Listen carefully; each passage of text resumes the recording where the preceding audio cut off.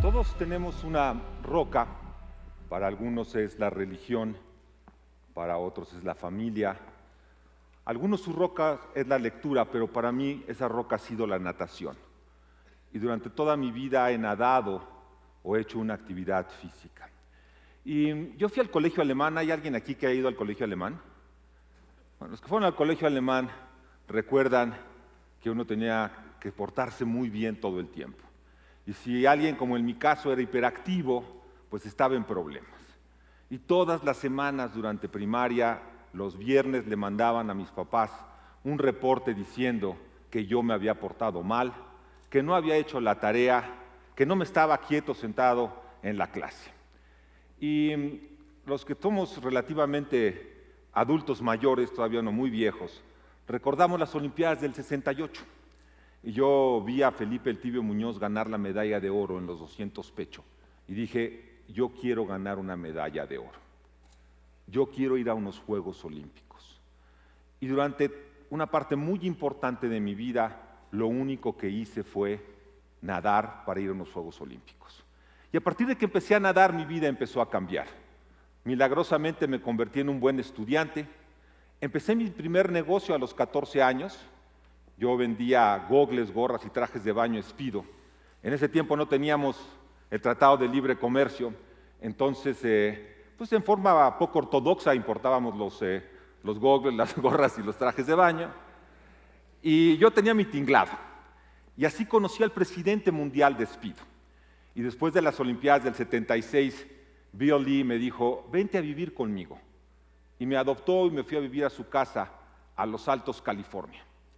Y mi vida cambió tremendamente porque después entré a la universidad, jugué waterpolo, nadé en high school y después entré a la Universidad de Stanford.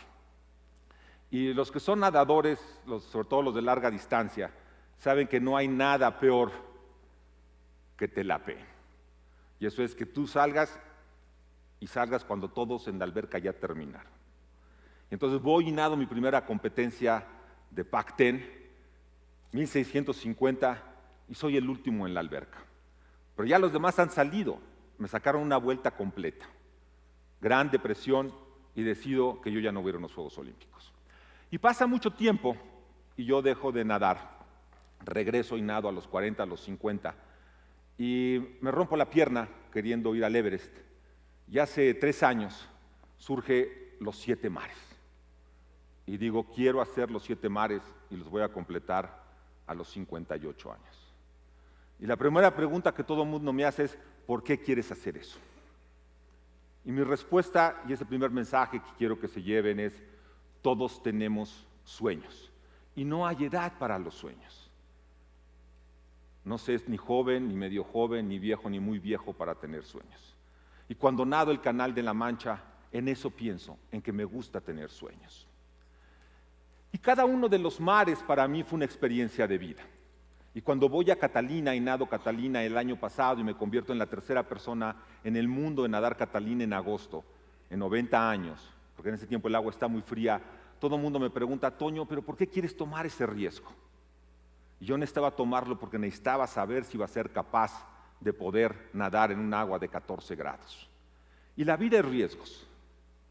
Uno no puede pasar la vida sin tomar riesgos.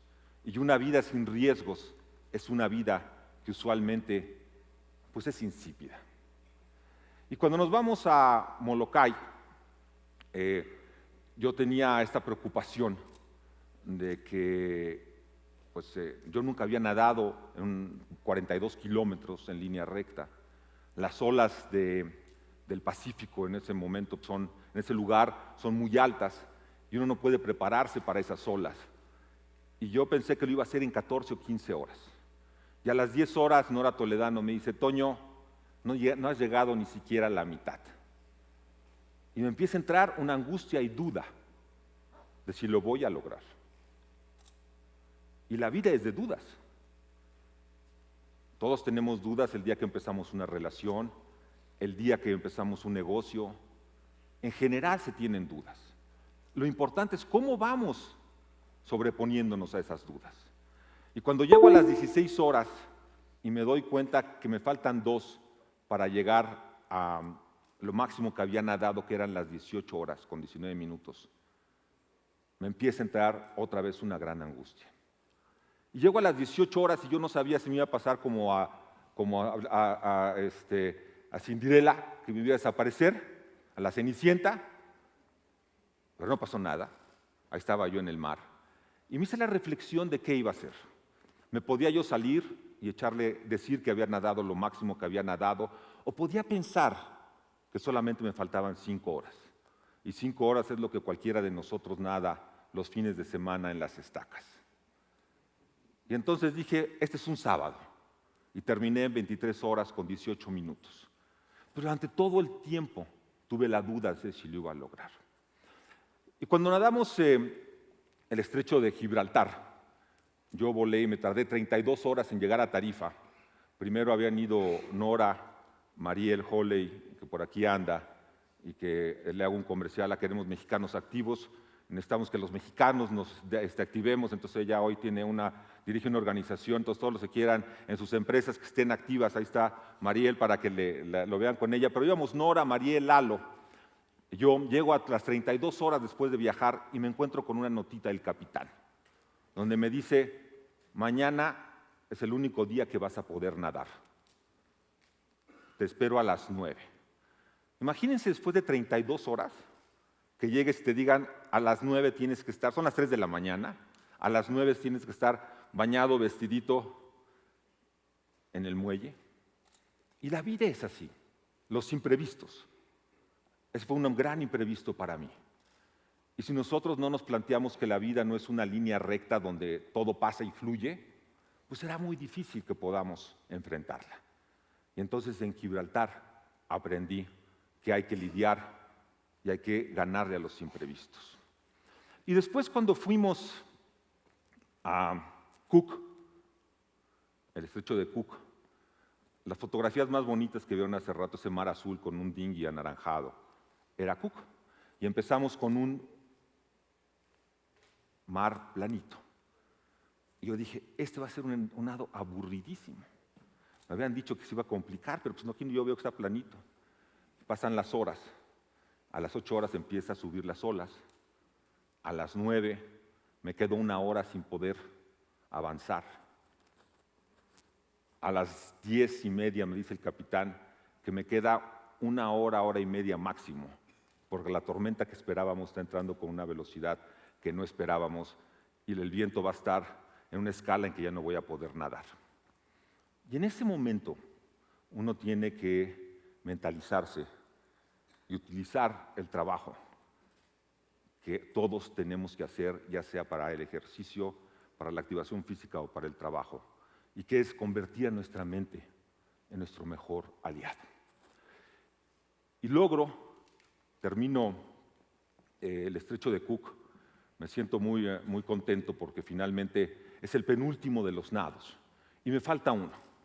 el Canal del Norte, que es el nado más complicado desde mi punto de vista, porque cualquiera de nosotros que vive en un país donde no hay agua fría, a mí me encanta, esperando no ofender a nadie, ver a los triatletas cuando llegan a las estacas con sus wetsuits.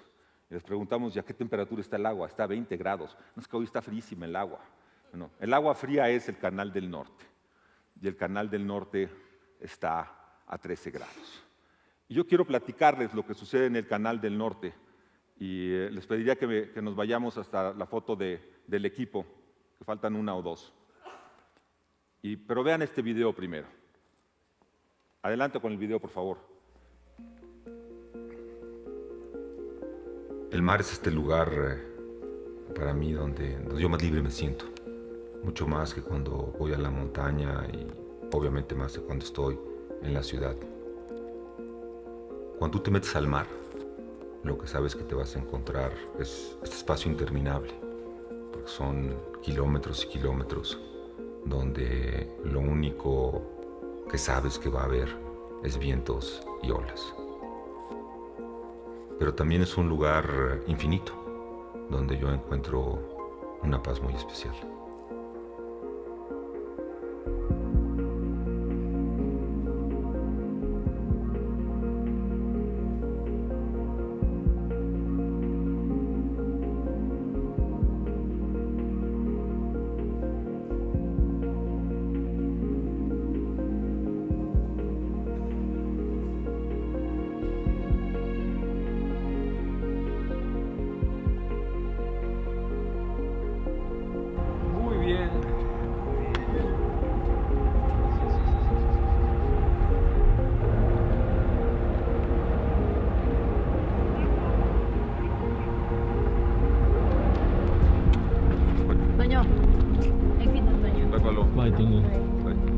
Vamos por el séptimo. Venga. Okay. Have a good day. Good done. Yes. See you.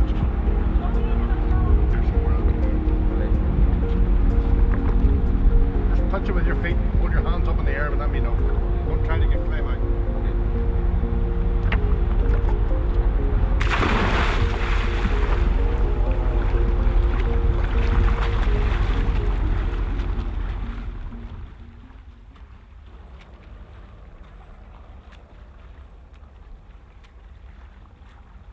Yo sabía que las primeras 3 horas iban a ser muy complicadas.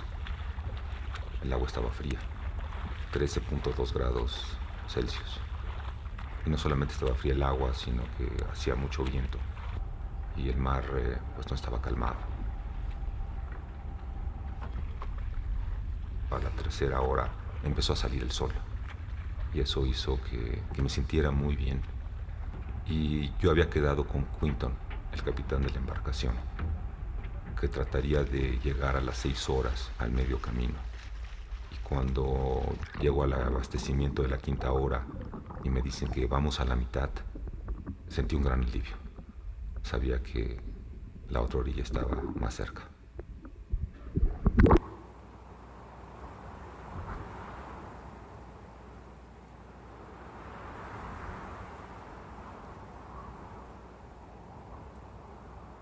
El frío es un dolor que no se quita en tu nado. Durante los primeros 15-20 minutos llega al máximo que vas a tener. Y empiezas a enfriarte de las manos hacia los brazos y de los pies a las piernas. Y necesitas una energía mental muy importante para aislar ese frío en tu abdomen y que no suba a la parte media del cuerpo y a la cabeza. Porque si eso sucede, te van a sacar por hipotermia.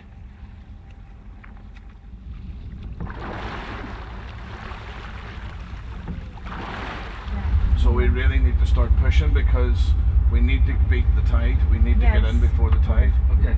And as I said before, what happens here? At what time is the tide? 9 o'clock, 2100. But what happens here is the tide pushes you out. Yes. So we're about here. Yes. Yeah. And really we need to be about here. Okay. So we need to push, really push now. Okay. Okay. Okay. Yeah. For We understand. we can push for 1 hour at least. Yes. For 1 hour more. 1 hour hard. Okay. Yes. Ay, hasta yo siento feo describirlo. Imagínate que fuera un mensaje para ti.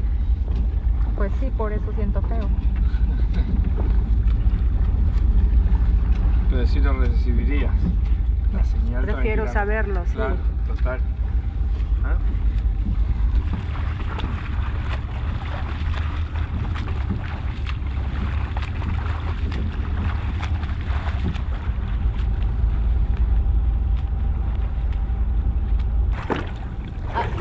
Ahí. Sale. Bien. Viene bien concentrado este. Bien, Toño. Ya estamos avanzando. Pero necesitamos mantener ahí. Subiste a 67 brazadas. A ver, que no lo jales. 20 segundos. ¿Cómo te sientes para echarte otra hora continua? ¿O paramos a la media? ¿Cómo cuánto falta? 4 kilómetros arribita del ¿En cuatro- tiempo? Depende, es que la corriente está muy fuerte. Ya la rompiste, pero no nos podemos confiar. Ok, Venga. hagámoslo en una próxima hora. Ok, venga. Venga, Toño. Venga. En ese momento me concentré y sabía que tendría que encontrar la energía de donde fuera. Me habían pedido que aumentara el ritmo y pasé de 64 a 68 brazadas por minuto. Obviamente, después de 11 horas, esto es muy complicado. Cuando superé la corriente me sentí más tranquilo. Iba nadando y veía cómo se acercaba cada vez más la costa. Y en ese momento sabía que el nado estaba por terminar.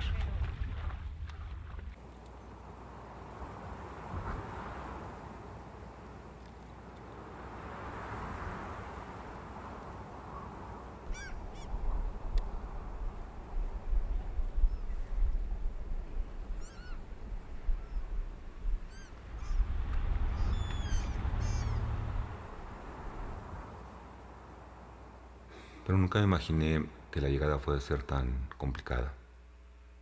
Conforme iba avanzando me di cuenta que las piedras eran muy filosas, que la fuerza del mar hacía que mi cuerpo pareciera un pedazo de madera y me sentí totalmente impotente y con mucho miedo.